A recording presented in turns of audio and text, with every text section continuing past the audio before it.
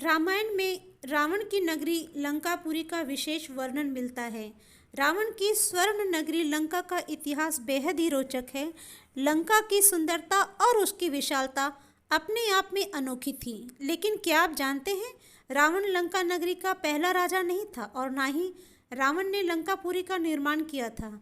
अगर रावण ने पहले लंका पर शासन नहीं किया तो किसने किया, और रावण ने उससे लंका कैसे प्राप्त की? ये बहुत ही रोचक कहानी है, इसीलिए कहानी के अंत तक बने रहिएगा। आगे बढ़ने से पहले मैं रिक्वेस्ट करूंगी कि मेरा चैनल नया है तो प्लीज़ मेरे चैनल को सब्सक्राइब करके मुझे सपोर्ट करें।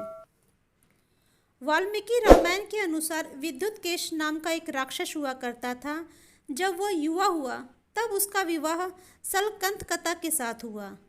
कुछ समय के बाद सलकंथकता ने मेरु पर्वत पर एक पुत्र को जन्म दिया, लेकिन उसने अपने शिशु का पालन पोषण नहीं किया।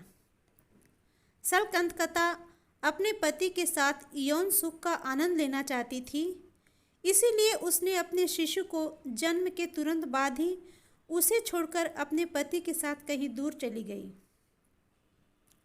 लाचार शिशु मेरु पर्वत पर रो रहा था। तभी भगवान शिव माता पार्वती के साथ वहां से गुजरे। उनकी नज़र उस लाचार शिशु पर पड़ी। माता पार्वती को शिशु पर बड़ी दया आ गई। माता पार्वती ने भगवान शिव से आग्रह किया कि वह शिशु को तुरंत युवक बना दे, ताकि शिशु बिना अपनी माता के अपनी जिंदगी की रक्षा कर सके। भगवान शिव ने तुरंत उस शिशु को युवक बना दिया और उस शिशु को अमर होने का वरदान भी दिया। भगवान शिव ने माता पार्वती को खुश करने के लिए उसे उड़ने वाला विमान भी प्रदान किया। माता पार्वती ने शिशु को वरदान दिया कि आज के बाद तुम्हारे वंश में स्त्रियां गर्भ धारण करते ही संतान उत्पन्न करेगी, और जन्म लेने के तुरंत बाद शिशु अपने माता के समान बड़ा हो जाएगा। माता पार्वती ने उस शिशु का नाम शुकेश रखा। यही कारण है कि राक्षस सबसे ज़्यादा भगवान शिव को पूजते हैं। वरदान प्राप्त करने के बाद शुकेश बहुत अभिमानी हो गया।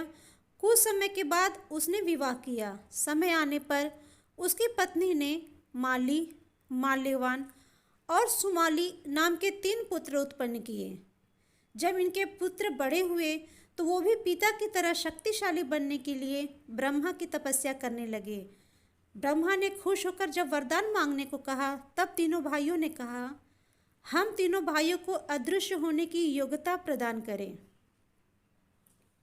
भगवान ब्रह्मा ने कहा, ऐसा ही होगा। वरदान मिलने के बाद तीनों निर्भय हो गए और अदृश्य होकर अपने शत्रु देवताओं और राक्षसों को सताने लगे। धीरे धीरे राक्षस सबका राज्य हड़पने लगे। अपनी जीत से खुश होकर राक्षस विश्वकर्मा के पास गए। राक्षसों ने कहा, हमें देवताओं के बराबर का निवास स्थान चाहिए। तब ब्रह्मा ने उन्हें स्वर्ण दीवारों से घिरी लंका के बारे में बताया, जिसे पूर्व काल में इंद्र के कहने पर विश्वकर्मा ने बनाई थी। तब विश्वकर्मा के कहने पर राक्षस लंका में जाकर निवास करने लगे। स्वर्ण नगरी लंका मिलने के बाद राक्षस और अभिमानी हो गए। अब उन्होंने देवताओं को परेशान करना शुरू कर दिया।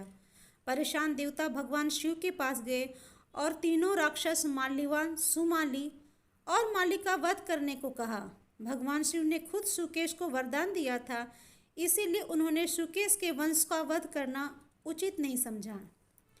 अब परेशान देवता भगवान विष्णु के पास गए। भगवान विष्णु ने आश्वासन दिया कि वे तीनों राक्षसों का वध करेंगे। जैसे यह सूचना राक्षसों को मिली कि भगवान विष्णु ने उन्हें मारने का आश्वासन देवताओं को दिया है, तो वे क्रोध में आग बबूला हो उठे। तुरंत वे विशाल राक्षसों की सेना लेकर भगवान विष्णु पर आक्रमण करने के लिए निकल पड़े। भगवान विष्णु गरुड़ पर बैठकर आए। राक्षसों और भगवान विष्णु में घनघोर युद्ध शुरू हो गया। सुमाली ने भगवान विष्णु पर बाणों की वर्षा कर दी। भगवान विष्णु ने सुमाली के सारथी का सिर काट दिया। तब घोड़े ने रथ को घसीटते हुए सुमाली को युद्ध क्षेत्र से बाहर ले आया। जब माली ने अपने भाई को रणभूमि से बाहर जाते देखा, तब गुस्से में उसने भगवान विष्णु पर बाणों की वर्षा कर दी। भगवान विष्णु ने अपना सुदर्शन चक्र छोड़ा। तुरंत माली का सिर कटकर उसके शरीर से अलग हो गया। माली को मरते देख राक्षस मैदान छोड़कर भागने लगे। सुमाली और माल्यवान भी रणभूमि छोड़कर बाहर भाग खड़े हुए।